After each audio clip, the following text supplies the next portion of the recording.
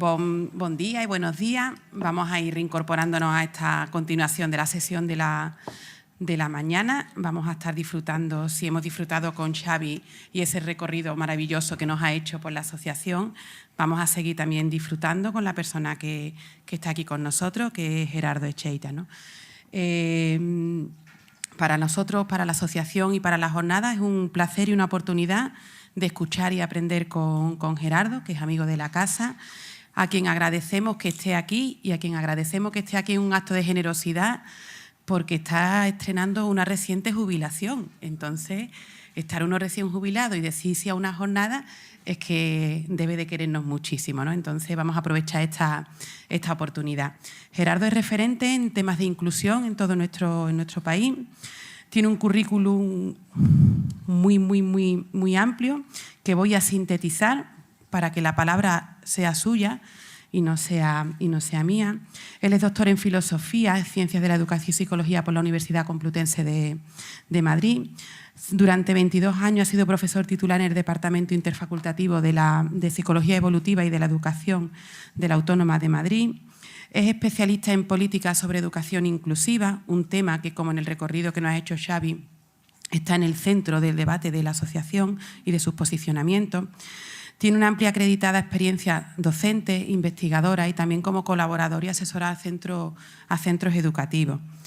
También, más allá de su vinculación con ese mundo académico y de la investigación, ha tenido puestos de responsabilidad en el Ministerio de Educación y ha trabajado como consultor en organizaciones internacionales como la UNESCO, UNICEF, la OCDE y también en redes internacionales como la Red Regional Latinoamericana por la Educación Inclusiva. Autor y coautor de más de 100 trabajos, artículos, libros, capítulos de libros. Ha recibido en 2022 el Premio a la Trayectoria Profesional en la Universidad de Salamanca, donde es miembro externo del Instituto Universitario de Integración de la Comunidad y es también miembro de un grupo de investigación en la Universidad Autónoma de Madrid, Equidad, Diversidad y Educación Inclusiva, EQUIDEI, y precisamente de eso, de equidad, de inclusión y de personalización del aprendizaje, es de lo que vamos a aprender y a disfrutar con él.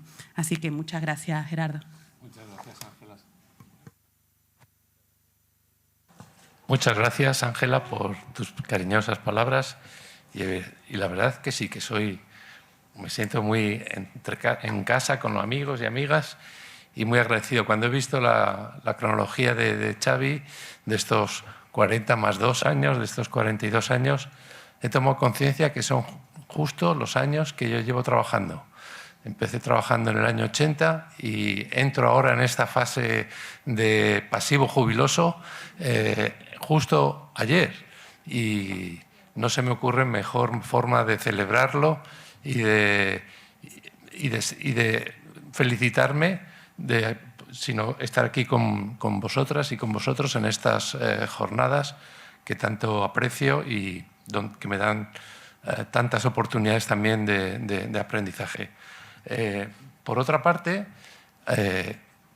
cuando alguien repite es porque la primera vez es porque no quedó mal del todo. Entonces, hace 20 años estuve con vosotros también en Ferrol, en otras jornadas, que me parece que eran las 23 jornadas, y hablando de lo que entonces se hablaba, y quedaría muy bien cartel, este programa, en aquellas jornadas, porque entonces tocaba, porque estamos hablando de los años de la LOCSE, efectivamente, tocaba hablar de comprensividad y diversidad y educación inclusiva, ¿no? Y entonces ya empezábamos a decir que estábamos en esa misma pelea, ¿no? Entonces, en esa misma visión. Yo espero modestamente que los análisis que quiero, y bueno, por todo ello, entonces no queda otra cosa que de verdad daros las gracias por volver a invitarme, por volver a darme la oportunidad de pensar juntos y juntas y de reflexionar sobre esos próximos 40 años que tienen que venir y que necesariamente tienen que ser positivos. Alguien dijo que cuando me preguntan por el futuro miro al pasado y me doy cuenta que necesariamente va a ser mejor. Y aunque no quiere decir que no vaya a estar exento de dificultades y peleas y luchas importantes, a la larga creo que seguiremos avanzando. En todo caso, pues digo muchas gracias y espero precisamente que y me resulta muy coherente, espero que sea coherente, que las aportaciones que voy a realizar encajan dentro del análisis muy certero que ha hecho Xavi sobre la fase en la que ahora estamos, esta fase que él ha definido por las cuestiones relacionadas con la igualdad, la equidad, precisamente, la diversidad, el reconocimiento, y creo que es bueno y oportuno analizarlas, ver también en algunos elementos qué es lo que tienen en común, qué los diferencia, esos conceptos, esos constructos, el de personalización como sustituto de esa idea de atender a la diversidad que fue tan potente en los años 90 con la LOCSE, aunque ahora lamentablemente yo creo que se ha desvirtuado completamente porque atender a la diversidad supone solamente atender a algunos, a los raros, a los extraños, sean gitanos, sean niños migrantes, sean... La diversidad es la que tienen otros, no es el marco común, el paraguas común en el que todos y todas nos deberíamos encontrar. Y en ese sentido yo creo que ese concepto ha perdido la fuerza que pudo tener inicialmente para para buscar precisamente un constructo que nos aglutinara a todos. Mirar que ese era el título de esa ponencia del 2003, ¿no? Un paraguas común o algo así, ¿no? Bueno, ni que decir tiene que vivimos en un mundo complejo que requiere profesiones, perfiles, identidades, preguntas complejas y respuestas también complejas. Por lo tanto, es por otra parte, entonces, ingenuo pensar que en un momento como este, ¿no?, en el tiempo de una ponencia, podamos analizar todos esos elementos que configuran la complejidad del mundo social y educativo en el que nos movemos, pero intentaré aportar, como digo, algunos elementos. Puede que sean simplemente para decir, pues no está claro, no nos convence, no vemos que sea esa la hilazón que nos propones, y ese será un buen resultado también de esta participación. Todos estos tres conceptos, equidad, inclusión, personalización y otros, son asuntos y desafíos complejos, y por eso es lo que intentaba analizarlos. También son asuntos bien difíciles, bien costosos, donde está claro, y Xavi creo que también lo ha puesto de evidencia, con ese rebrote del antigitanismo y de otros ismos, el edadismo, el machismo, el belicismo, que están aflorando en este inicio de este siglo XXI, y por lo tanto tenemos que estar preparados para empujar una piedra que en algunas ocasiones obviamente va también para atrás. En este marco no hace falta, como de nuevo se ha insistido muy bien en la primera ponencia, en las relaciones no mecánicas, no perfectas entre la sociedad, los actores educativos, que son mucho más allá que lo que ocurre en la escuela. Se educa a la familia, educa a los medios, y tanto que educa a los medios sociales, las redes sociales, los medios de comunicación, y por supuesto se educa en la escuela. Son tres elementos interdependientes, y de ahí por eso también la importancia de que no podemos desligar lo que ocurre y lo que queremos que ocurra en la escuela de lo que ocurre en la sociedad, y ese es uno de los también aportes y principios básicos de esta asociación en estos años, como se nos ha puesto en evidencia en su trayectoria histórica hace un rato. Por lo tanto, empecemos con el primero de esos constructos, que yo creo que es el que más engloba, creo que es el más incluyente de todos, y la bandera tal vez por la que podríamos perfectamente sentirnos todos de nuevo arropados, ¿no? Esa bandera de la equidad tiene que ver, por otra parte, con una aspiración por la igual dignidad y derechos de todos los seres humanos. Ese principio, ese reconocimiento que es reciente, porque bien sabemos que no ha sido así, bien sabemos, y que contar en estas jornadas y ante esta audiencia, donde hay tantas experiencias de segregación, de marginación, de dignidad. Pero el avance por el reconocimiento de la igual dignidad y derecho de todos los seres humanos, independientemente de todas las características y elementos circunstanciales, adicionales, pero no fundamentales, como puede ser el género, o la identidad de género, o la orientación afectivo-sexual, o la capacidad, discapacidad de algunas personas, o el estado de salud, o su grupo cultural de referencia, a qué Dios rezan, si es que rezan alguno o no rezan alguno, los colores de la piel, donde uno vive. La gran aspiración de este inicio del siglo XXI es construir sociedades con mayor equidad. Con mayor equidad, que por lo tanto se construyan sobre ese reconocimiento de la igual dignidad y derechos de todos los seres humanos. Si bien es cierto que vivimos también momentos sombríos, difíciles al respecto, porque las situaciones de inequidad, de iniquidad, como las que no ocurrieron mucho tiempo atrás, cuando se separaba de una manera brutal, indigna, a los niños de los padres migrantes en la frontera americana, y las situaciones de homofobia, transfobia, el nacionalismo rampante, excluyente, que reniega de nuestros compromisos internacionales, como es la Agenda 2030, etcétera, está también en nuestro alrededor, en ese contexto social, que por eso es muy importante tener que presente, analizar y cuidar. Ese es el marco en el que nos movemos. Sabemos que esa realidad social está ahí y, por lo tanto, no podemos desligar. Todos decimos, y se ha dicho en la presentación de esta jornada, la escuela es muy importante, es el principal factor de cambio. Bueno, vale.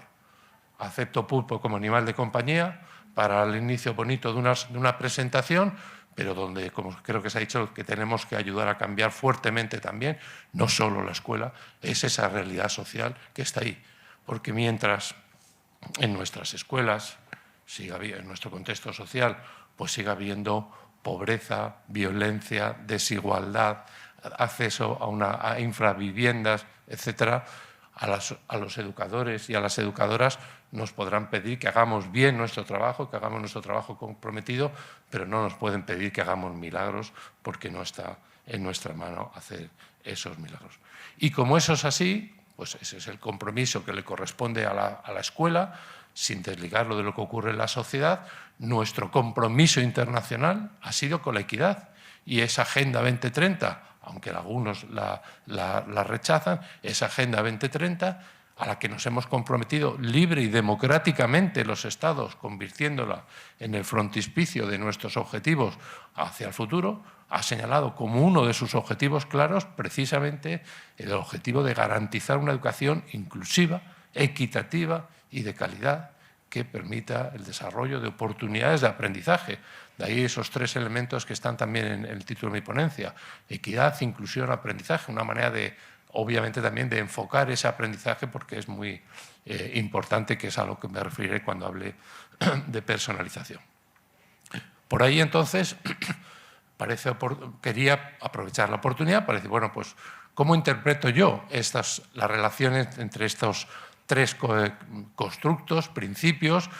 ¿Por qué? Pues también porque a veces se utilizan intercambiadamente, y cuando se utilizan maniquean intercambiadamente, pero maniqueamente pues parecerá esto tiene que ver con los chicos raros, esto tiene que ver con los otros, o esto no va con esto. No, mi pelea no es por la inclusión. Lo de la inclusión es lo de los tontos, ¿no? Lo de los niños con discapacidad, lo de los niños con necesidades especiales. Lo nuestro es otra cosa. Lo nuestro es igualdad, o lo nuestro es no discriminación. No lo sé. En las mentes de algunas personas están también esas visiones estereotipadas, y por lo tanto es bueno, en lo posible, no sé si acertadamente o no, tratar de diferenciarlos y ver cuáles son los elementos y en qué se apoyan y en qué nos tenemos que apoyar para hacerlo avanzar. Esta ristra de leyes que llevamos, que son todas la misma, con algunos cambios, hay algunas mejoras, no vamos a renegar de algunas mejoras importantes de la LOMLOE, pero esas reformas hablan de la equidad y la han convertido en un principio rector.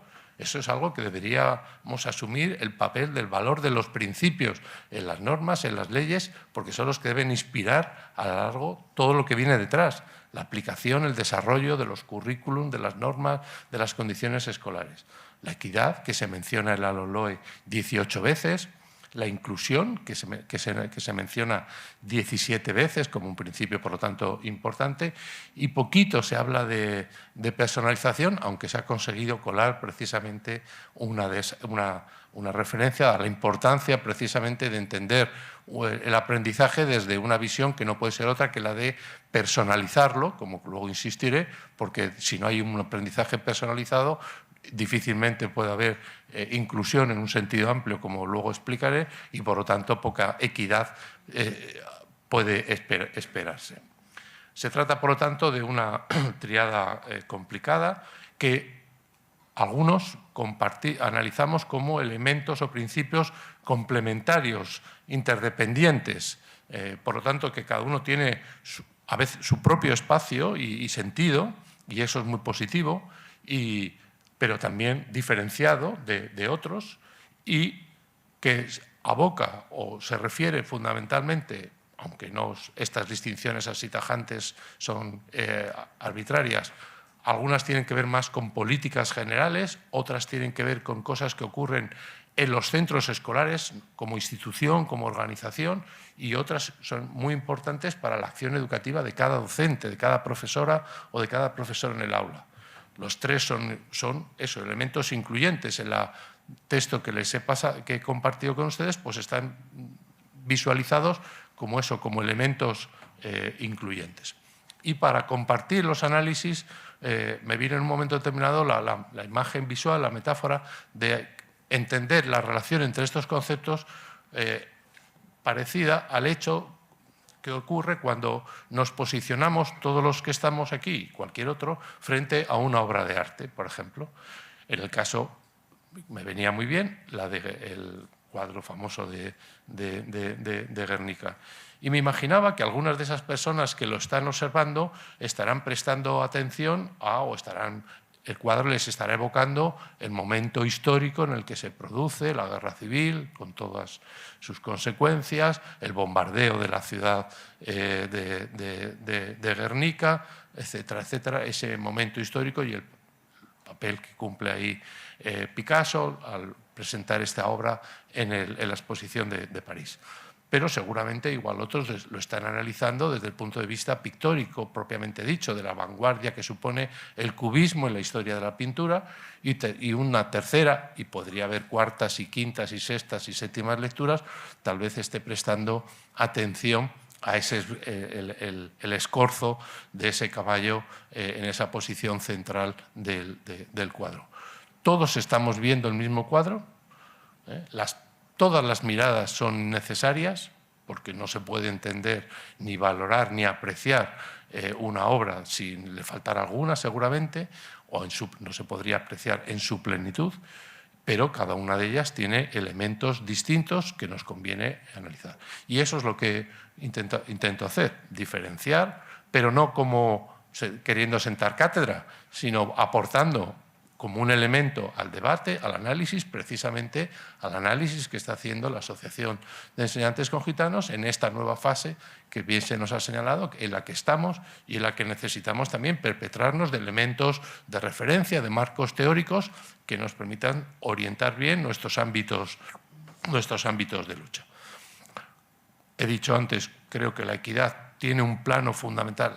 Cuando digo la equidad me refiero a las políticas, a las reflexiones, a los análisis, a las investigaciones que analizan las cuestiones de equidad, que tienen un plano muy importante en lo que podríamos llamar las políticas educativas generales o las políticas también, por supuesto, sociales. Nunca me olvido de esa importantísima interdependencia entre lo social y lo educativo, entre el contexto social y el contexto educativo.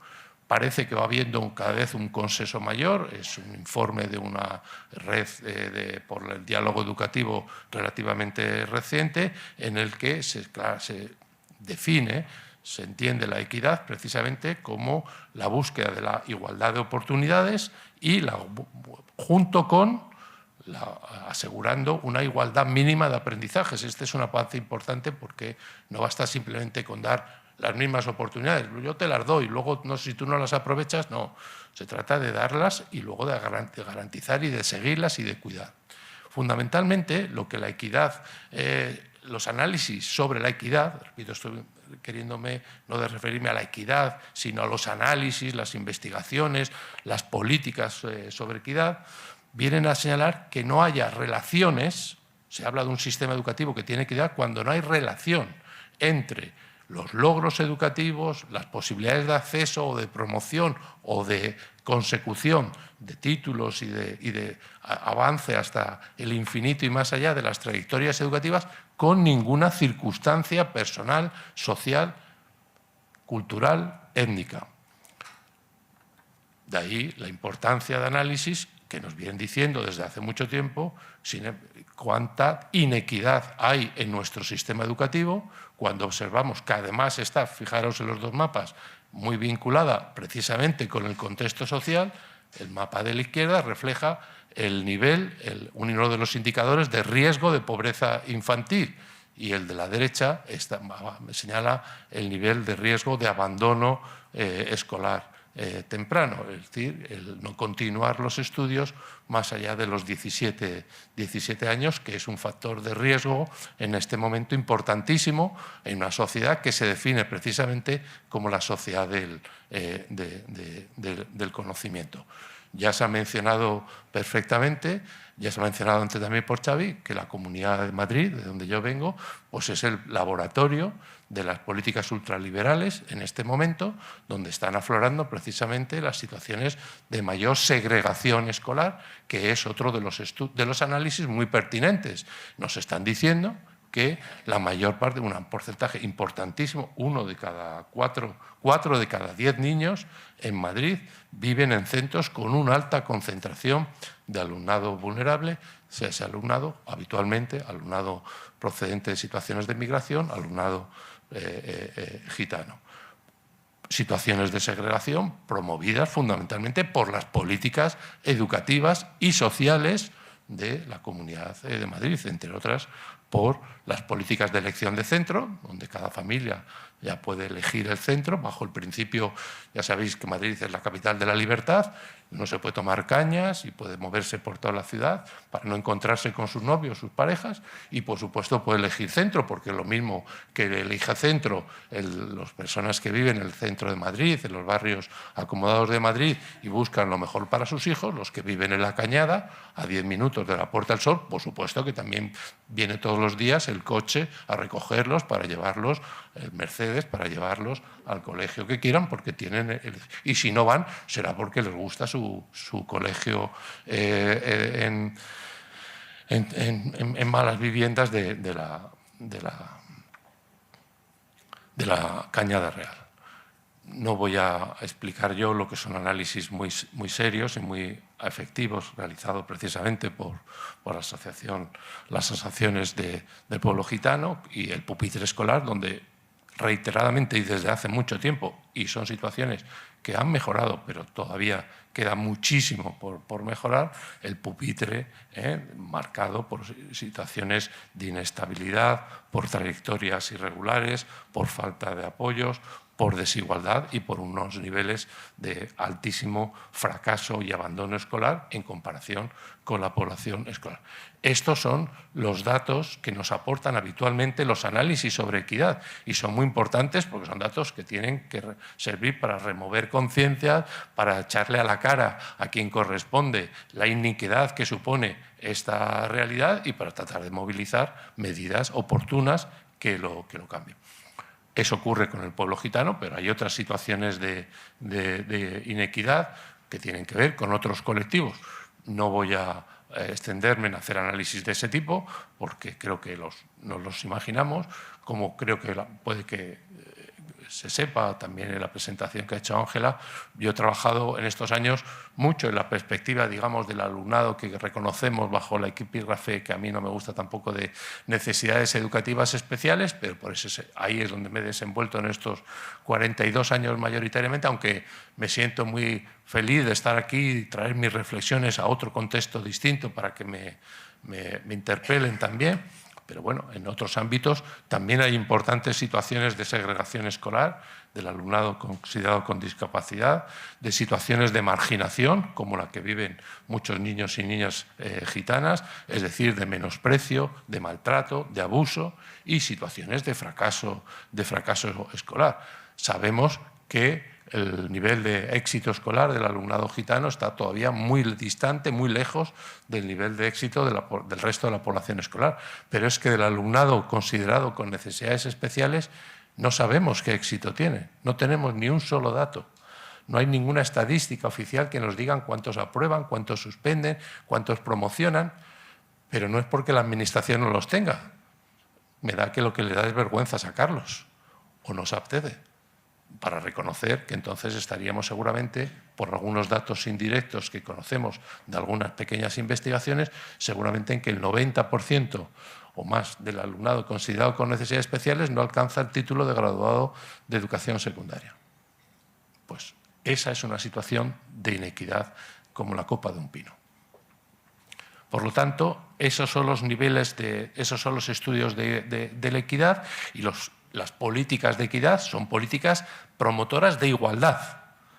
Y esa es una idea importante. La equidad y la igualdad, claro que están relacionados, pero ese es el objetivo. Las políticas de equidad lo que deben hacer es promover políticas de igualdad. ¿En qué ámbitos? Fundamentalmente, los ámbitos, diríamos, tradicionales que han configurado las grandes políticas de igualdad han tenido que ver con el acceso, con la mejora de la escolarización temprana, obligatoria y posobligatoria, y ahí claro que hemos visto avances también en el ámbito del pueblo gitano, con las condiciones para ese progreso, para que haya recursos, medios, materiales, apoyos, materiales curriculares, todo el esfuerzo que ha hecho la Asociación de Enseñantes con Gitanos de generar materiales curriculares para llevar la historia del pueblo gitano, su identidad, sus elementos básicos a la comprensión del resto de la comunidad.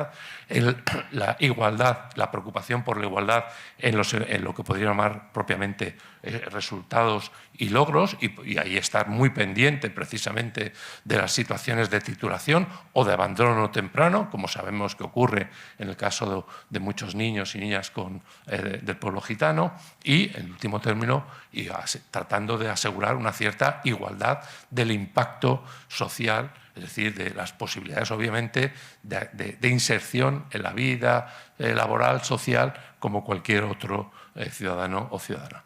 Ese es el gran ámbito, a mi modo de ver, de las políticas de equidad, que ponen en relación, evidentemente, el contexto, y no voy a reiterarlo muchas veces más, la importancia del contexto social y del contexto educativo. Pero, en general, me parece a mí que los análisis sobre la equidad dicen poco, se quedan un poco en las puertas, y no pasa nada, porque, repito, es como el que está viendo el cuadro y dice, ¿has visto el caballo? Sí, sí, pero ¿tú te acuerdas que Picasso hizo esto cuando la guerra? Ya, pero te estoy diciendo que mires el cuadro. No, pero ¿tú te acuerdas?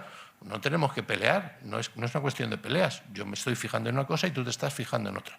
Las políticas de equidad, por su naturaleza, al hacer esos análisis, basándose fundamentalmente en grandes datos procedentes de los resultados de las pruebas nacionales o internacionales de rendimiento, con datos demográficos, pues nos dicen eso. Oye, que la mayoría, que solo 4 de los niños y niñas gitanas obtienen el título de graduado de educación secundaria, cuando son 8 del resto del alumnado que lo consigue. Es un dato muy importante. Pero ahí se quedan. Y, por ejemplo, en un trabajo que justo se ha publicado y a mí me ha llegado recientemente, hecho por el Secretariado General Gitano para el Ministerio de Educación, trabajos que luego no se sabe muy bien por qué el Ministerio esconde en sus páginas web, eso sí, los esconde muy bien, los publica, pero los esconde. Ese estudio exploratorio sobre la segregación escolar del alumnado gitano, cuando luego veas el estudio con datos abrumadores y tengo entendido, si no me equivoco, que parte de algunos de esos resultados se van a mostrar esta tarde o a lo largo de estas jornadas, si yo lo he entendido bien, cuando muestran los datos abrumadores de relaciones en términos de fracaso, de abandono, etcétera, cuando dices, ¿y qué hacen los centros que tienen algo de éxito? Pues claro, como la metodología de estudio no permite otra cosa, pues te dicen que han tomado medidas curriculares ordinarias, que han tomado medidas metodológicas específicas, trabajo por proyectos, que han tomado, que tienen metodologías activas y colaborativas. Bueno, pues uno puede pensarse, ¿y esto qué significa, no? ¿Y a dónde va? Entonces, por eso yo creo que es insuficiente quedarse en los análisis tal y como hoy entendemos de la equidad, siendo el constructo que más nos debe arropar y nos puede unir y que más fortaleza puede darnos. Y lo que es cierto es que yo creo que en ese análisis histórico que también ha hecho fenomenal Xavi, en ese análisis histórico yo creo que en los últimos años se ha añadido un objetivo más, no solo igualdad de oportunidades y igualdad de aprendizajes, sino también igualdad de reconocimiento. Lo había apuntado al inicio, algo que tiene que ver mucho con la filosofía de gentes como el profesor Honneth, que nos habla precisamente de la importancia entre la igualdad de reconocimiento versus la desigualdad por el desprecio o el menosprecio. La importancia de cuidar elementos básicos como es el autoconcepto, la autoestima, los derechos, para evitar situaciones de maltrato, de desposesión de derechos, de degradación. Y es ahí donde yo creo que el concepto, el principio, el objetivo de la inclusión ha venido a aportar también a esa igualdad de reconocimiento, porque bien sabemos que nuestras escuelas, de las que venimos, no han sido escuelas para todos, no han sido escuelas que han reconocido la igual dignidad y derechos de todos los niños y niñas. Esas escuelas puente que se han señalado, pues fue el inicio de esas políticas de medio integración escolar del alumnado gitano, al tiempo, más o menos históricamente, que se empezaba a integrar también a otros grupos de niños y niñas, como eran precisamente el grupo de niños y niñas con necesidades especiales.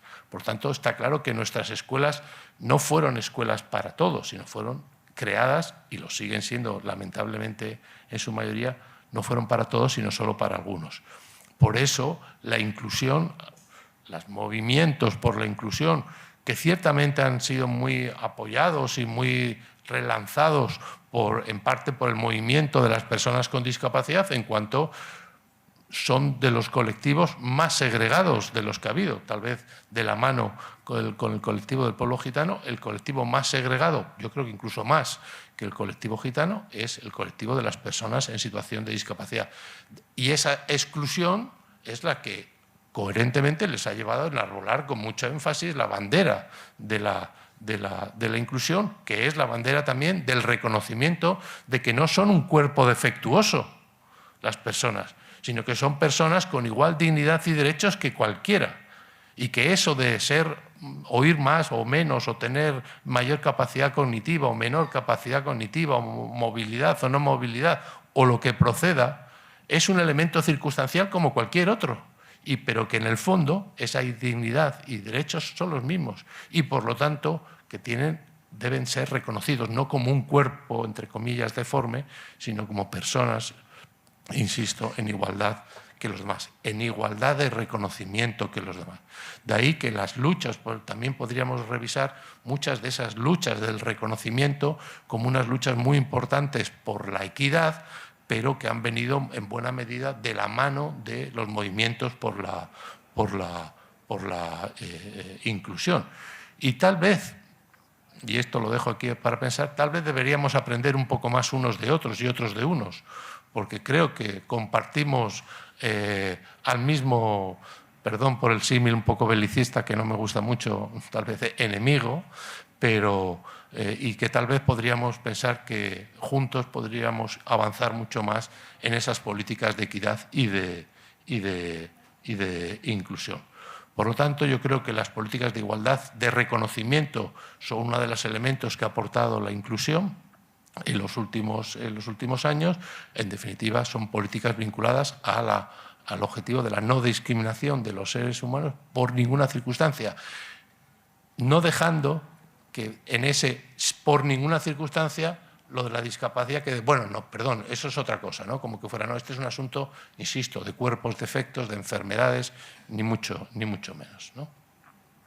Y así lo ha dicho la UNESCO, que es la que nos representa en cierta medida, es nuestro faro con sus virtudes y sus defectos, nuestro faro intelectual a nivel internacional, es lo que nos ha dicho en su último informe dedicado al estado de la educación del año 20, nos ha dicho que la inclusión significa hablar de todos y todas, no solo de esos alumnos con más vulnerables y con mayores dificultades. Y ese es un mensaje importante y me ha alegrado mucho también oír hablar en la presentación esta mañana de la importancia de la inclusión también en un contexto como este, como un principio fuerte, porque es el principio que la UNESCO nos ha dicho que nos puede dar energía y coherencia en nuestras actuaciones hacia futuro. Por lo tanto, de lo que deberíamos estar hablando es de todos y todas las niñas y los niños, sin excepción, independiente de cómo aseguramos y les garantizamos oportunidades equiparables de estar, de éxito, de desarrollo, de aprendizaje y de participación. Hemos visto una perspectiva sobre el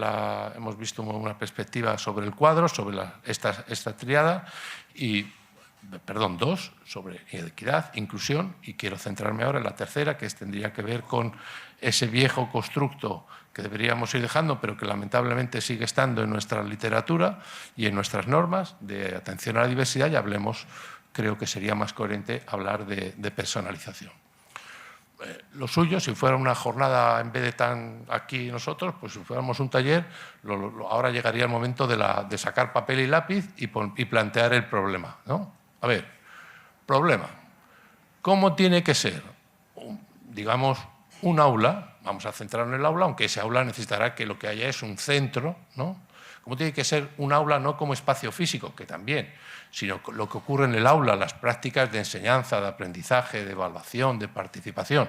¿Cómo tiene que ser ese aula para que sea un aula capaz de acoger a todos los niños y niñas, independientemente de aquí, de que sean de aquí, de allá, altos y bajos, gordos o flacos, que hablen esto, que hablen lo otro, y darles a todos ellos oportunidades equiparables para aprender, para sentirse reconocidos, respetados, valorados en su diversidad, no humillados, no estigmatizados, no señalados, no discriminados, y progresar hasta el infinito y más allá, como dijo ese gran filósofo parecido primo hermano de Aristóteles.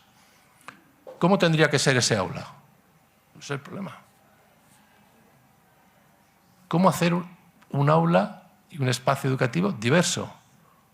Pues está claro, creo yo, que el problema, por resolveros rápidamente la tarea, que no puede seguir siendo el aula homogénea, igual para todos que tenemos. El mismo espacio, los mismos tiempos, los mismos materiales, la misma dinámica de trabajo, el misma forma, todo igual. Los contenidos, la forma de enseñar, de motivar, aunque sean muy modernos, de expresar lo que has aprendido. Todo lo mismo, básicamente igual, tal vez es una mala interpretación de la igualdad, para un conjunto de alumnos diversos. ¿De verdad que eso nos parece coherente? Esa ecuación no funciona. Entonces, no nos queda otra que avanzar justo en la dirección, no de la igualdad, sino de alguien podría decirlo, de la desigualdad, entendida ahora como de la diversidad, de la diferencia, de la riqueza, de las oportunidades de optar, en último término, que es el concepto que puede aglutinar, tal vez, y de hecho la investigación por ahí apunta, de la necesidad de personalizar el aprendizaje. ¿Qué es personalizar el aprendizaje? Dice el gran maestro César Coll. Personalizar el aprendizaje es articular todos los recursos pedagógicos, didácticos, organizativos, de funcionamiento, dentro y fuera de la escuela, porque algo de lo que está nos caracterizará ahora y en el futuro, es nuestra conexión con lo que ocurre fuera de la escuela, la importancia de conectar los aprendizajes dentro y fuera de la escuela, además, algo que podemos hacer gracias a los mecanismos, a las tecnologías, conectar mucho más y porque los alumnos, nos dicen las encuestas, el otro día alguien lo apuntaba en alguna información, los alumnos se aburren soberanamente en nuestras aulas, no representan nada de su mundo de fuera, no conecta, y es una expresión muy fuerte, no conecta con lo que hay fuera. La escuela tiene que conectar esos dos o esos múltiples mundos y por lo tanto necesitamos movilizar, articular todos esos recursos, partiendo, por supuesto, de conocer lo que los propios alumnos dicen, quieren, necesitan y motivan para orquestar una manera de aprendizaje que se ajuste lo máximo posible a esa diversidad. Esa famosa Finlandia a la que miramos de vez en cuando para decir qué bonita está, qué frío deben pasar y qué susto deben tener ahora con los rusos a la puerta, pues ya lo está haciendo. Se trata, no es un todo o nada, no es que los alumnos elijan todos, pero por una parte no es solo elegir, sino por otra parte, y para elegir hay que diversificar, hay que dar opciones, hay que dar oportunidades.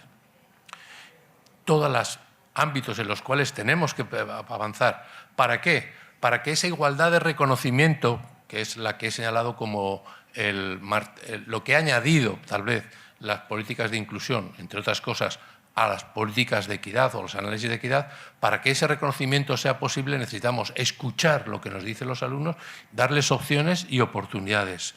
Tenemos que reconstruir nuestras aulas, tenemos que reconstruir nuestros espacios educativos, nuestras oportunidades de aprendizaje, de enseñanza y de evaluación bajo el principio de la variedad, de las opciones, de las oportunidades de elegir espacios y lugares donde aprender dentro y fuera del aula, desde los pasillos hasta las bibliotecas propias o ajenas.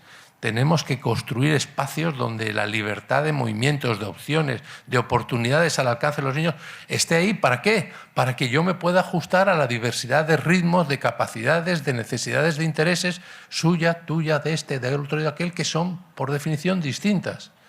Y de lo contrario, si yo utilizo, como venimos haciendo desde la creación, lo mismo para todos, pues a eso a algunos les beneficia, a otros les beneficia un poquito, a algunos muchos y a otros directamente les excluye, les genera frustración y por lo tanto también fracaso y desengaño.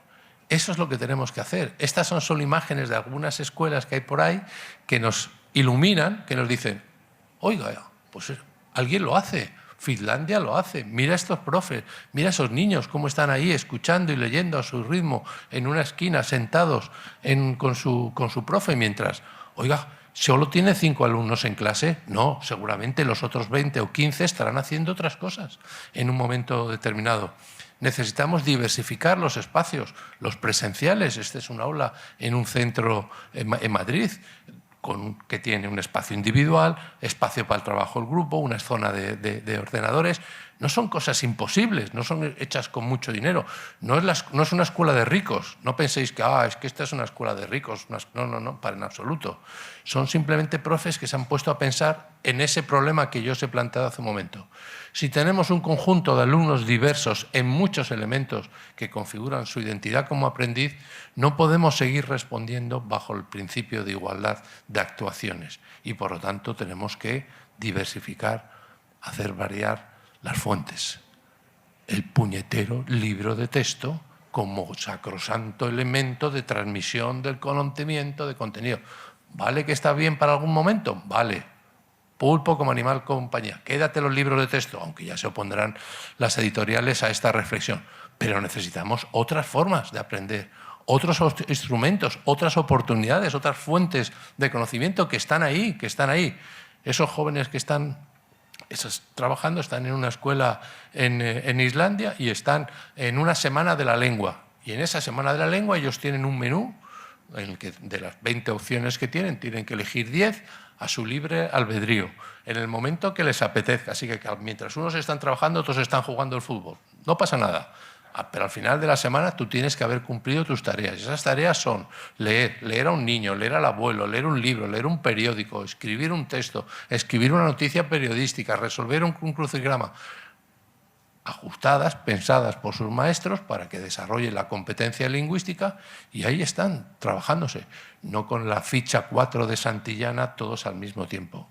Y no me diréis si no hay en los tres contextos oportunidades de hacer, de aprender, de investigar. Pero no porque sea moderno, no porque sea innovador, sino porque es condición sine qua non para poder intentar, que no siempre conseguir de manera perfecta, ajustarnos, llegar a esa identidad de aprendiz de cada alumno que por esencia es distinta. Y bien sabemos, por otra parte, que es que hay alumnos, yo no estoy borrando las dificultades de aprendizaje, no estoy borrando las diferencias de aprendizaje, ni los bagajes, ni los fondos de conocimiento de cada estudiante, pero ahí están, y si quiero ajustarme, porque también tienen derecho a ello, tengo que buscar esas formas.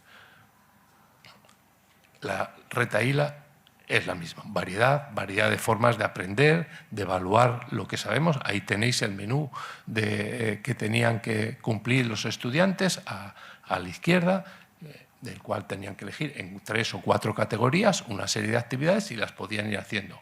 Recortar una noticia del periódico, leer un libro de la biblioteca, varias distintas.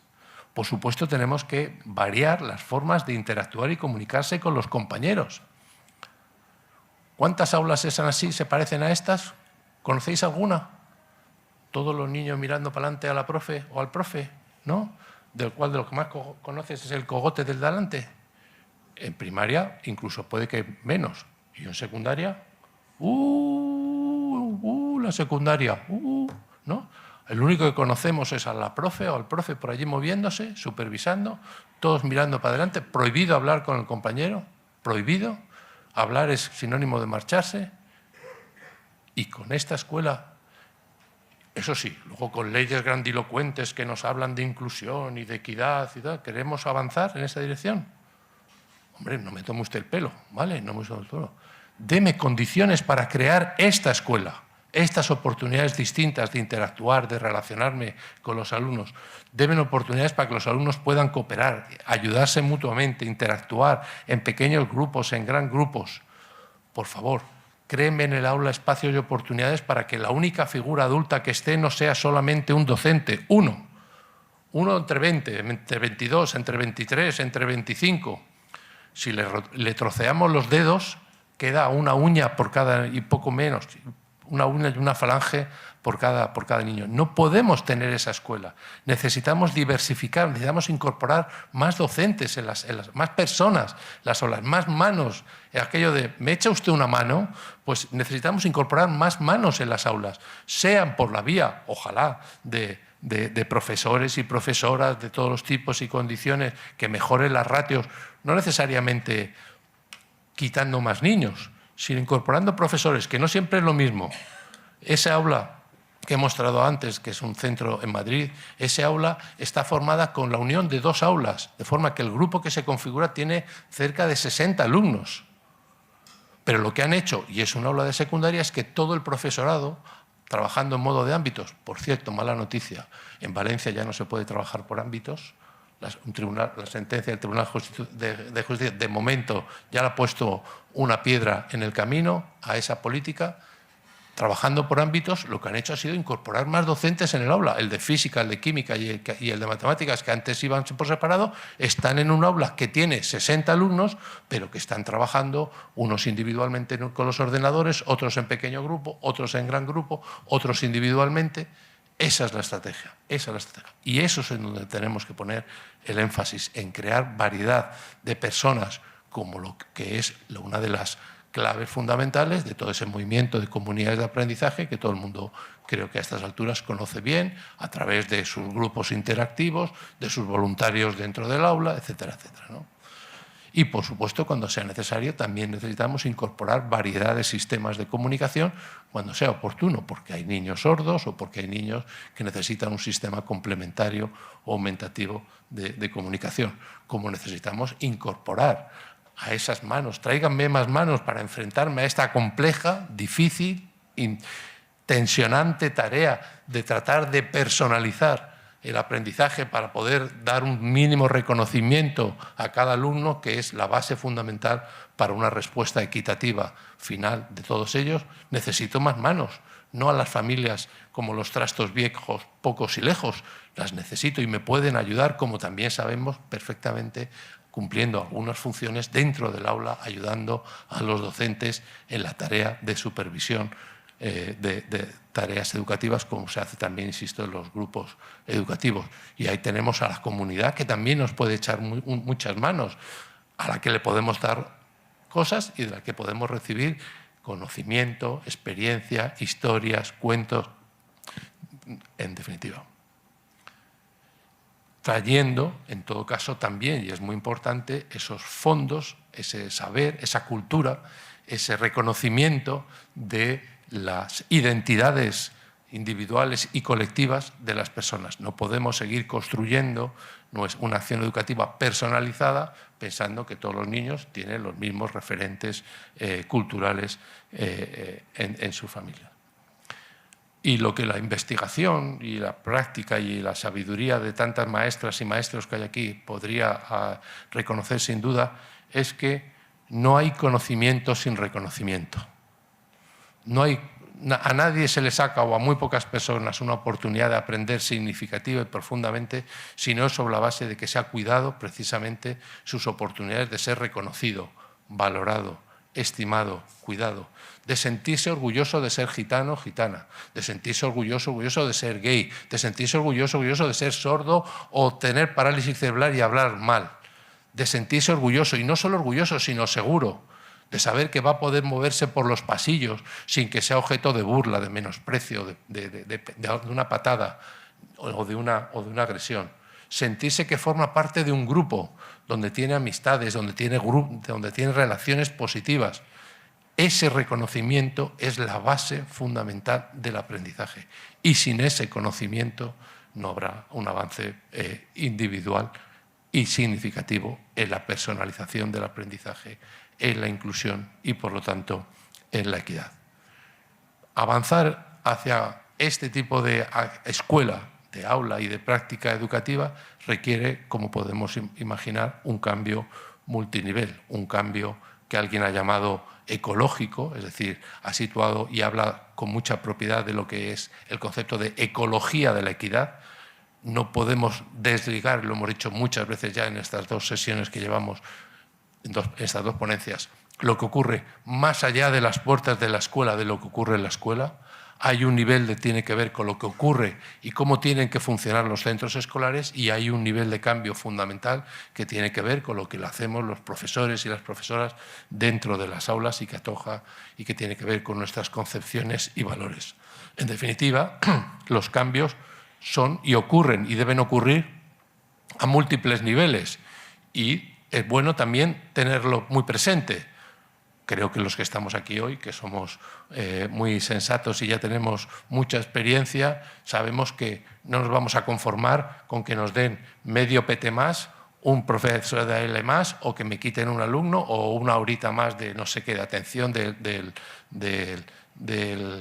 orientador o de la orientadora, y que con eso alguien salga por ahí a la palestra diciendo la importancia de las políticas y cuánto está haciendo por la inclusión en este lugar o en aquel otro. Los cambios tienen que ser en muchos niveles y que no nos vendan gato por liebre. Ese cambio pasa en todo caso, y creo que ya se deduce de todo lo que he dicho hasta aquí, por cambiar esta escuela homogeneizadora que tenemos y que hemos heredado. Y para eso, pues, y serán las últimas reflexiones de mi intervención, es importante me voy a centrar en un nivel de cambios que tiene que ver más con los que estamos aquí, porque uno tiene las responsabilidades que tiene. Uno puede ser profe, director, tal vez responsable de una administración educativa, cada uno tiene sus responsabilidades. Asumiendo que la mayoría de los que estamos aquí somos, como los que se nos ha convocado, enseñantes con gitanos, pues voy a centrarme en un elemento importante que también tenemos que cambiar, que es la perspectiva, es cómo articulamos nuestras concepciones y también nuestros valores hacia esa tarea. Y ese es un ámbito muy importante, muy difícil de cambiar, dicho sea de paso.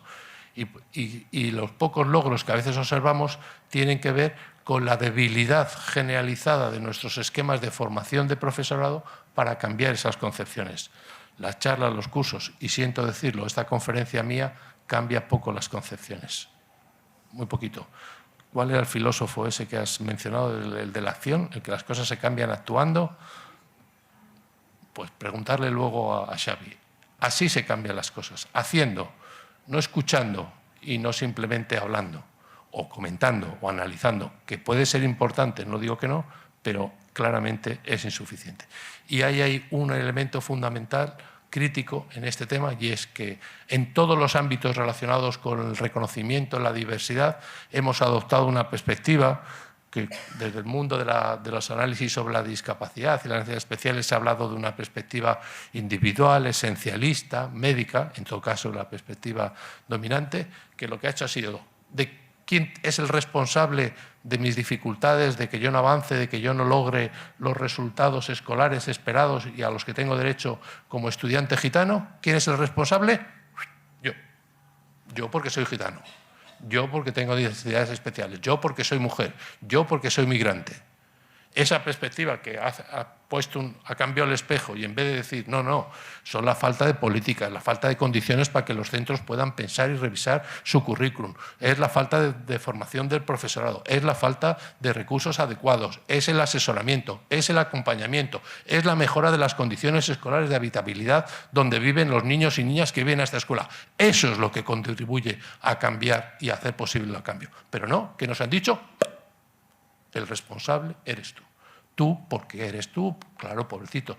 Y eso se ve mucho en el ámbito de las necesidades especiales, pero también en el ámbito del alumnado gitano.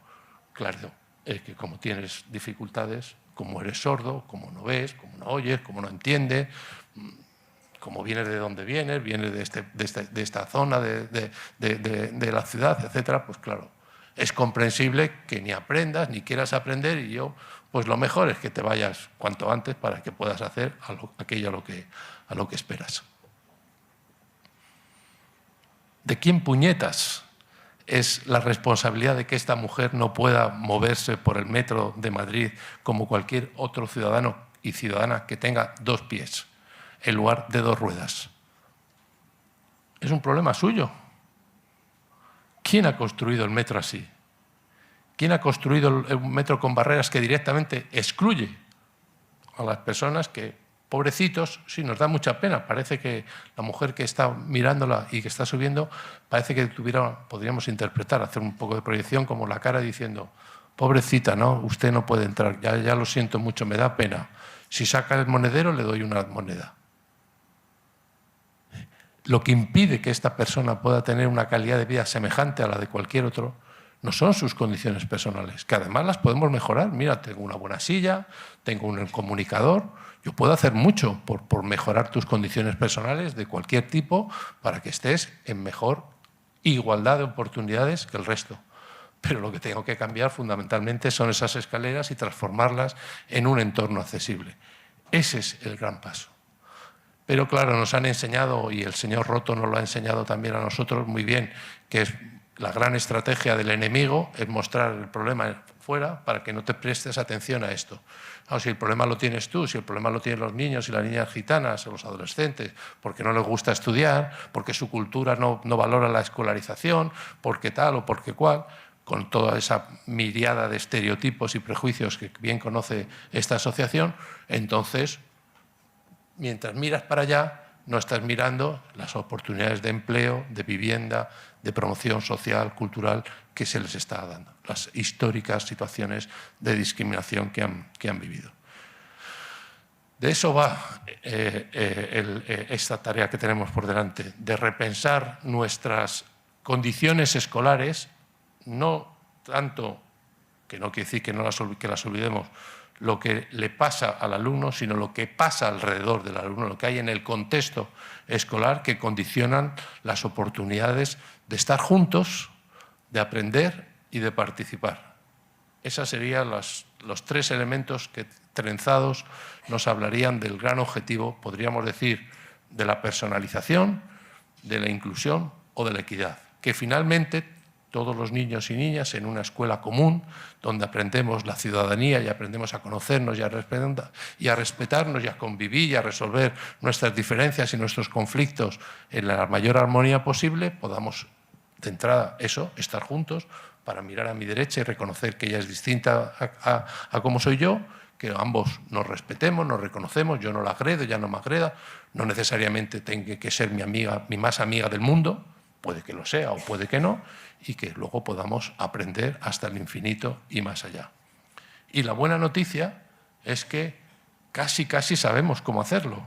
Tenemos mucha información, tenemos mucho saber para analizar esos elementos contextuales. ¿Y qué le voy a decir yo al mundo gitano? Si es que el Centro de Documentación de la propia Asociación de Enseñantes Gitanos o de la Fundación del Pueblo Gitano es una mina de saber y de información. No es más saber lo que necesitamos, que además está accesible, libre y a golpe de 4 clics. Lo que necesitaremos será seguramente otros elementos que son sobre los que, si queréis, podemos hablar. Elementos que hagan posible que los centros, precisamente, y los equipos docentes se paren a pensar qué están haciendo y cómo lo estamos haciendo. Eso es una política de equidad de primera naturaleza. Dele a los equipos docentes tiempo para pensar, tiempo para pararse, tiempo para reflexionar, tiempo bien aprovechado. Pida usted luego, sea exigente con ese tiempo, porque es dinero público, son recursos que hay que utilizar eficientemente, pero de tiempo para que se pueda parar a pensar, porque esa es la clave de todo lo que he dicho hasta aquí, una de las claves. La escuela que tenemos no nos sirve para avanzar, por mucho que lo hayamos declarado y nos hayamos comprometido con los objetivos de desarrollo sostenible, si no le damos a los docentes tiempos para pararse a pensar, a revisar críticamente qué hacen y por qué lo hacen, por qué enseñan así, cómo tratan a este niño, qué materiales usan, qué secuencia, y vean en qué medida eso que están haciendo pues encaja o no encaja con lo que por otra parte es un principio básico de la ley a la que se obligan, un objetivo internacional establecido, un derecho establecido en nuestras convenciones, en las convenciones que firmamos y en nuestra Constitución, etcétera, etcétera, etcétera, etcétera. Dele tiempo a los centros, dele asesoramiento, dele acompañamiento. Utiliza esos orientadores que tiene a su servicio para dejar de hacer tantas evaluaciones de lo que le pasa a los niños, y que pónganse a trabajar a ayudar a los docentes, no a culpabilizar, sino ayudar, acompañar, asesorar a los docentes para que puedan mejorar sus prácticas. Cuide usted a sus equipos directivos. Cuide usted a sus equipos directivos para que sean capaces de crear precisamente dentro de un centro las condiciones y los tiempos y los momentos y la cultura escolar que facilite ese proceso de cambio y de transformación, sin prisas, que la necesitaríamos, pero por lo menos sin pausas. ¿Cree usted las condiciones escolares que hagan posible que podamos desarrollar esas prácticas de personalización, de reconocimiento y de equidad que tanto abogamos? El cuadro ha estado ahí, no se ha movido, no ha cambiado, no ha variado desde el principio de la intervención. Lo hemos analizado desde distintos puntos de vista y espero que sería mi gran alegría que estas reflexiones os permitan enriquecer el debate de la asociación y, en todo caso, ayudar a los docentes y aquí presentes a hacer y avanzar en estas políticas de mayor inclusión, equidad y personalización. Muchísimas gracias por vuestra atención y estoy a vuestra disposición para lo que queráis preguntar.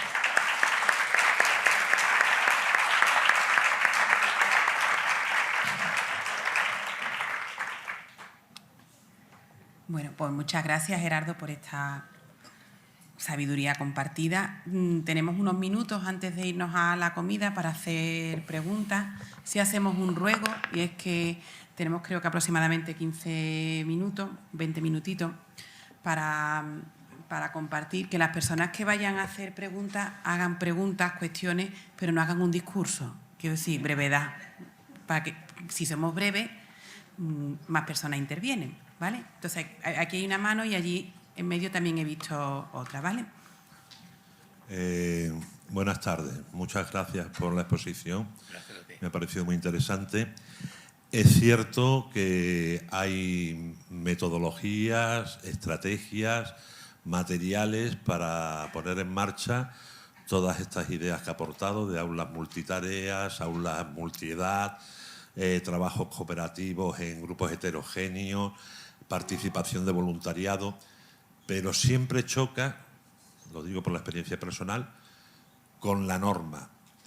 Hay que buscar una contextualización de la norma, porque enseguida aparece la inspección y todo lo que se plantea son problemas, todo lo frena, todo lo impide, no deja realmente que la autonomía del centro se haga realidad. Entonces yo no sé si eso se ha planteado alguna vez a nivel ministerial, pero la inspección desde mi punto de vista ha sido un freno para poner en marcha todas estas medidas o algunas de estas medidas, por lo menos cuando se ha intentado, se han hecho incluso siempre al borde del precipicio, amenazado con la que o lo cambias o te expedientamos, todo eso yo lo he vivido en propia persona. La flexibilidad horaria, sobre todo en centros guetos como el que yo he dirigido últimamente, donde no se tiene en cuenta que los horarios no pueden ser de una hora de clase seguida de otra hora de clase, seguida de otra hora de clase, porque revientan, porque reventamos todos, y se han planteado otros espacios, otros tiempos horarios más movidos, con más tiempos libres, más paradas, respetando el horario general, nunca con esa idea de la inspección que enseguida piensa que nos estamos escaqueando. Y me callo ya que me han dicho que sea breve. Mi reflexión es esa, la inspección que creo que frena muchas de estas cosas. Estoy totalmente de acuerdo contigo. O sea, en esa visión que hemos llamado multinivel, ¿no? de los niveles de cambio, pues está claro que tiene que haber un cambio en la configuración de nuestras normas, de las leyes, por lo tanto, que ordenan y estructuran nuestro sistema educativo para que sea coherente con ese objetivo, y en ese sentido, pues para que la inspección cumpla también su función vinculada a una visión distinta y a unas normas distintas. Esa es la pena que uno puede expresar públicamente, en el sentido de decir la oportunidad perdida que ha supuesto la LOMLOE para revisar a fondo un marco global nacional, que luego cada comunidad autónoma luego sabemos que tiene a su vez que hacerlo, y a veces lo hace con mejor acierto o peor en algunos ámbitos, pero la LOMLOE, en la medida que ha sido una ley, desde mi punto de vista, que ha venido a tratar de poner parches y algunas sangrías hirientes que en términos de inequidad tenía el sistema, pero que ha hecho eso, parar una sangría, pero no repensar profundamente el sistema educativo hacia el futuro, entre otras cosas, dotándole de una normativa y de una flexibilidad de funcionamiento que ahora no tiene. Supuesto.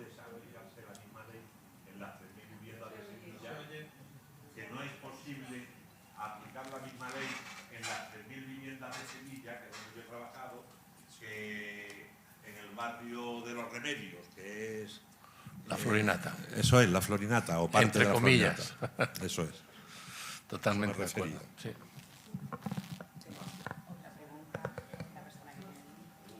Bueno, yo voy para mi sitio. Yo me llamo Manolo, ¿vale? Y trabajo en una asociación en Pola de Siero, Asturias.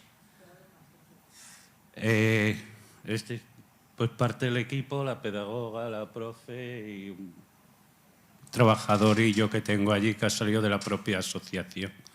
Vale, yo tengo, una duda que habéis hablado, porque, bueno, mucho profesor aquí, no quiero decir que yo, sí, todo lo que he hecho es porque siempre he encontrado algún profesor que ha apoyado dentro del sistema, ¿no?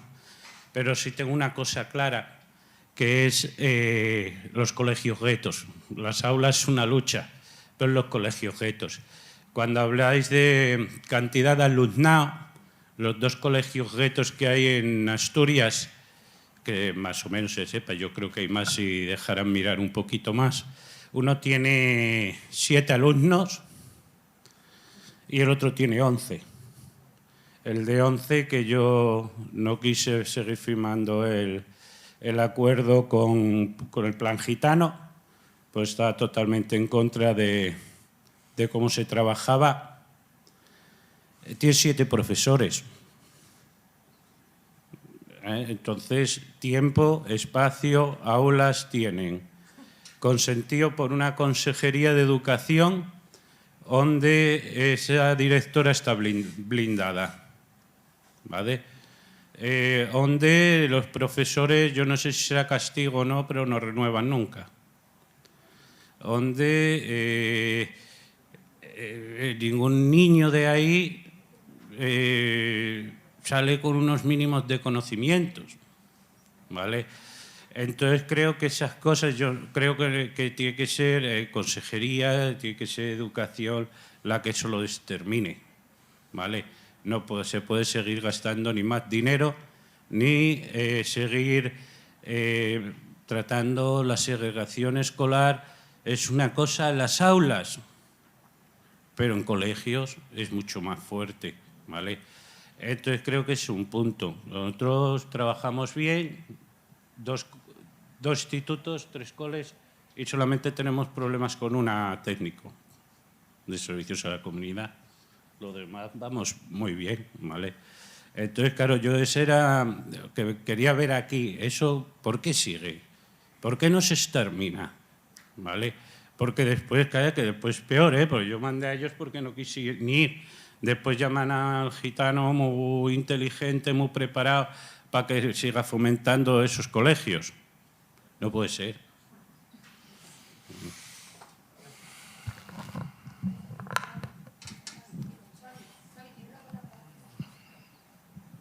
No sé si quieres contestar antes o te digo yo lo que sea.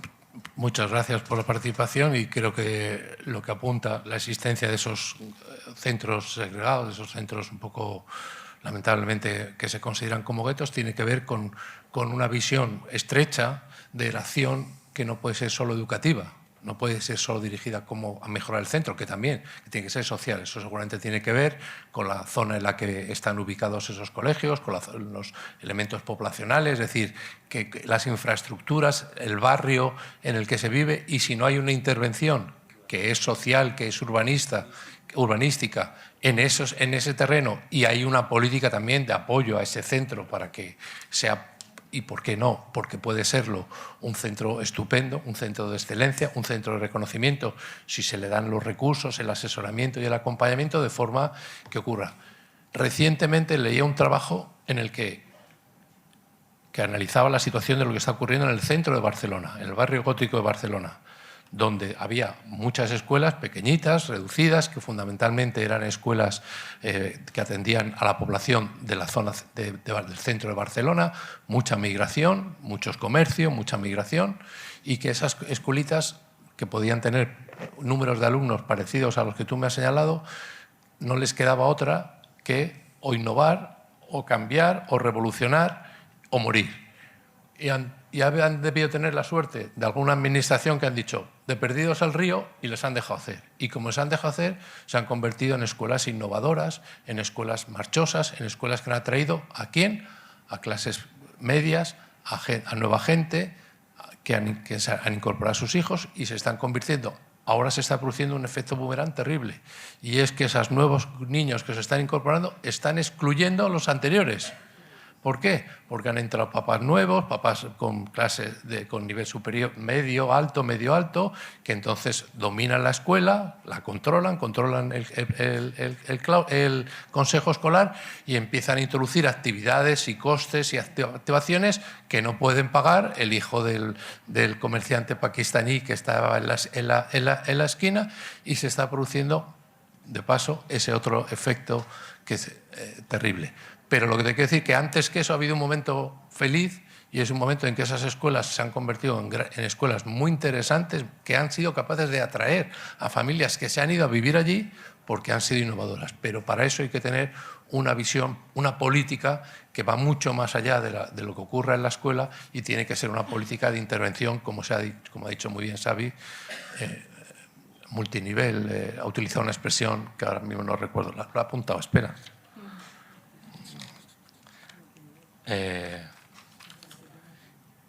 Con integralidad. Pero bueno, sé que no te resuelvo tus problemas, no sé si ni te consuelo, pero estoy contigo. Bueno, buen día, Nacho Dives. Buen día.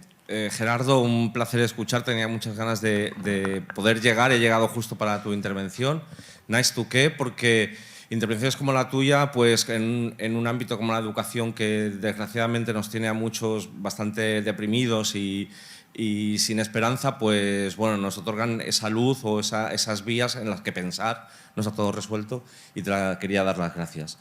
Bien, el sistema educativo en realidad es el que tiene necesidades especiales, ¿no? La población gitana y las demás, ¿no? Y los demás colectivos, ¿no?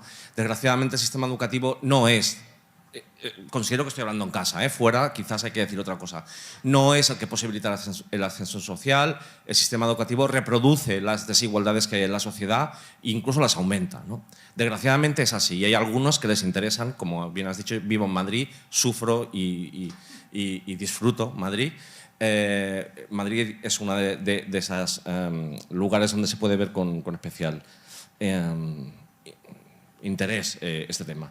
Me ha llamado la atención un elemento que no tiene tanto que ver con los docentes, pero que has señalado, y es todo el tema de no establecer, de que no se están establecido grandes alianzas entre los movimientos sociales por la inclusión. Y efectivamente, ¿no? Hay algunos que desde los movimientos sociales bastante solos, pero lo decimos, ¿no?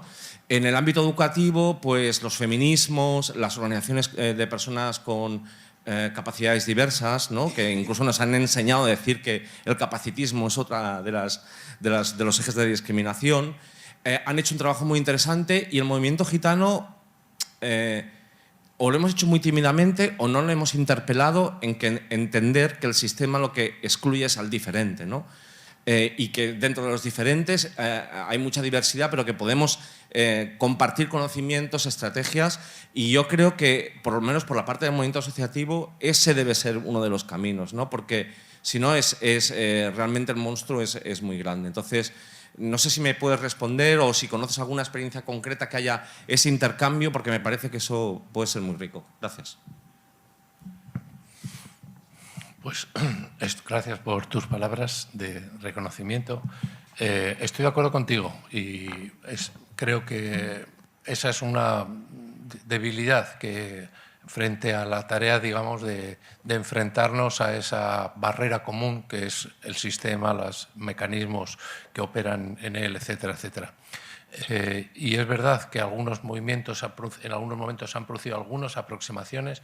Estoy pensando que hay una modesta, pero que fue oportuna, y por ahí debería ser declaración conjunta del Secretariado Gitano con el CERMI, que es el representante de las personas con discapacidad, y alguna de las organizaciones más representativas del movimiento de la discapacidad, como es Plena Inclusión. Mirad cómo se llama, Plena Inclusión, que es el movimiento de las personas con discapacidades intelectuales y del desarrollo. Y en ese sentido, en un momento determinado, hace cosa de, creo que un poco antes de la pandemia, hicieron un manifiesto, más o menos venía a decir, tenemos las raíces de nuestras situaciones de inequidad que vivimos, tienen que ver con factores comunes, desigualdad, discriminación, menosprecio, y deberíamos ponernos en común en atajarlas. Y aquí recuerdo una frase un poco grandilocuente que se le atribuye al Che, que dijo, si no peleamos juntos nos matarán por separado. Entonces, yo creo que eso sería un gran avance, que los movimientos que viven y sufren la discriminación, porque en el fondo es discriminación, es desventaja, ella por ser mujer, pero puede ser mujer y puede ser gitana y podría ser sorda, ¿no? Con lo cual tendría... Hace años que estuve en Estados Unidos, que hay una universidad muy conocida que es solo una específica para personas sordas, que se llama Gallaudet, y me impactó muchísimo un libro que entonces decía, soy negro y sordo. Como ya, no se puede ser peor en la vida. Bueno, pues se puede ser peor, ¿no? Se puede ser negro, sordo, pobre. yo qué sé, gay, etcétera, etcétera.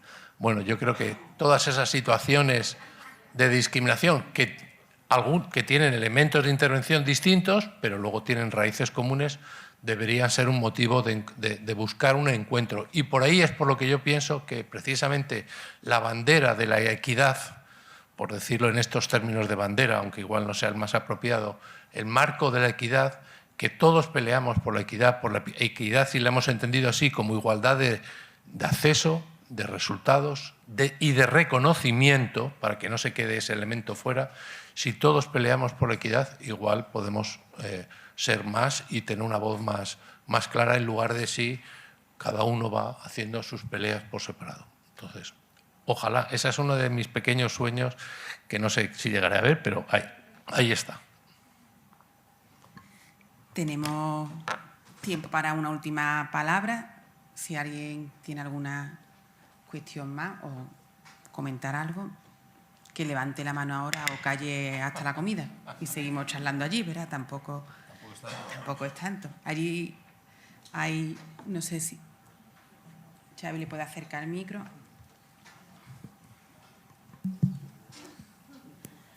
Sí, yo es que me quedo con la pregunta que ha hecho el compañero, y es cómo se acaba con los centros gueto, porque yo creo que ese es el problema social y político que existe ahora mismo. Es decir, no hay inclusión mientras existan centros gueto.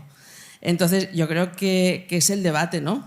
Porque tenemos centros gueto en todas las... O sea, en Huesca lo conocemos, se ha luchado muchísimo y no tiene que ver con un barrio excluido. Es decir, la gente del barrio se va a otro sitio, y ya lo has explicado, el ejemplo de Barcelona, cómo al final resulta que un proceso innovador que atrae a gente al final excluye a los que había que excluir. Luego esto es algo muy serio, y que efectivamente no se trata de que se tape el asunto con paños calientes diciendo, bueno, pues os vamos a dar ventajas profesorado. Bueno, lo ha dicho claramente. Es decir, es un centro privilegiado porque tienen un profesor por alumno, pero es un centro gueto. Y esto está prohibido en España por la ley.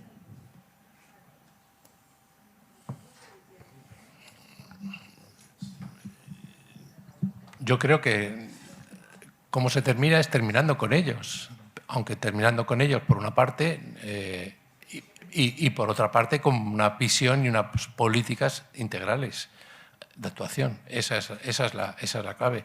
No me creo que sea un problema insoluble, ¿me entiendes? O sea, no lo puedo concebir, y estoy seguro que si me pongo a investigar, estoy seguro que encontraríamos experiencias en muchos lugares del mundo de cómo se ha podido revertir políticas de segregación de ese tipo, que tienen que ver, por supuesto, también con políticas de urbanismo, con políticas de empleo, de apoyo, de empleos sociales, que son a largo plazo y que hay que planificar conjuntamente de manera integral. Yo creo que ese es el terreno. Lo que pasa es que pues parece que dices esto y como que estuvieras echando balones fuera, y lo que pasa es que esas administraciones que, insisto, se les llena la boca con conceptos y con principios y de equidad y no sé qué, cuando luego llega la hora, no, yo con servicios sociales no tengo nada que ver. ¿Cómo que no tienes nada que ver? ¿Cómo que no tienes nada que ver? Tendrás que ver, ¿no? En Inglaterra, en un momento determinado, el equivalente al servicio a nuestro Ministerio de Educación, a la Secretaría de Educación, se integró en una secretaría que se llamaba de la infancia, de la niñez y la infancia, para que pudiera ver precisamente eso, para que tuvieran que hablar la de educación y el de servicios sociales, para que pudieran articular políticas coherentes en ese lugar. Yo creo que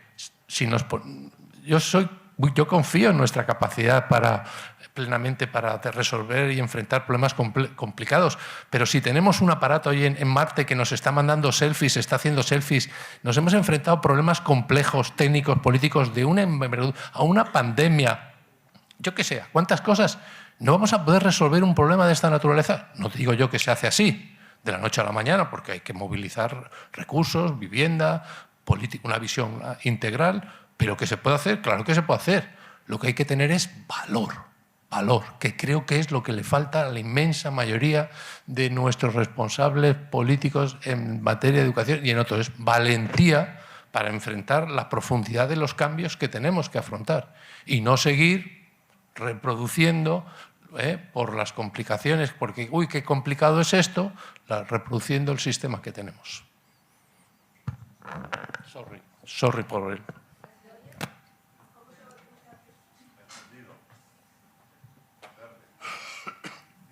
Bueno, es que creo que el tema es más profundo. No se quiere hacer nada. Digamos las cosas, o denunciamos a sociedad civil, o no se quiere hacer nada porque está todo el mundo muy interesado. Llevamos 20 años con este proceso. Poco a poco, poco a poco. Yo en Salamanca conozco 6 centros de una ciudad pequeña. O sea, esto no es una situación es una situación generada, creada y la estamos manteniendo, ocultándola para poder hacer algo y atreverse y tener fuerzas para cambiar. Habrá que visualizarlo. Sí, sí. Y estamos hablando, creo que, de derechos humanos. ¿Perdona? Y estamos hablando, creo que, de derechos humanos. Por supuesto. Entonces, o visualizamos desde sitios distintos, universidades, asociaciones, o nadie va a hacer nada, porque a los primeros que no interesan a lo mejor son a las familias, o a los políticos, las familias, incluso el mismo profesorado. Sí, yo estoy de acuerdo contigo, Carmen.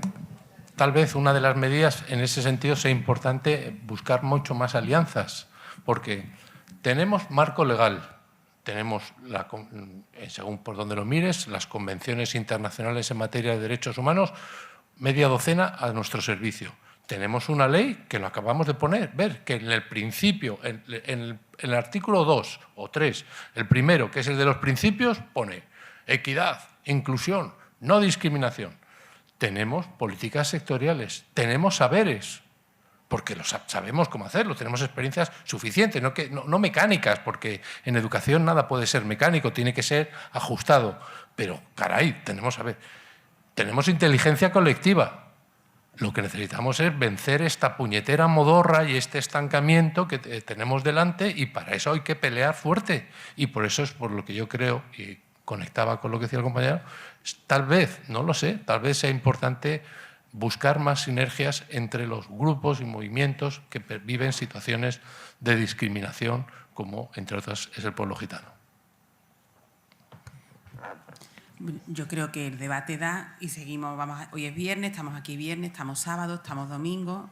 Vamos a seguir teniendo. Quiero decir, claro, porque es un tema que nos interpela a todos, porque muchos de nosotros sabemos lo que es la realidad de los centros guetos, porque le hemos dedicado mucha vida, ¿no?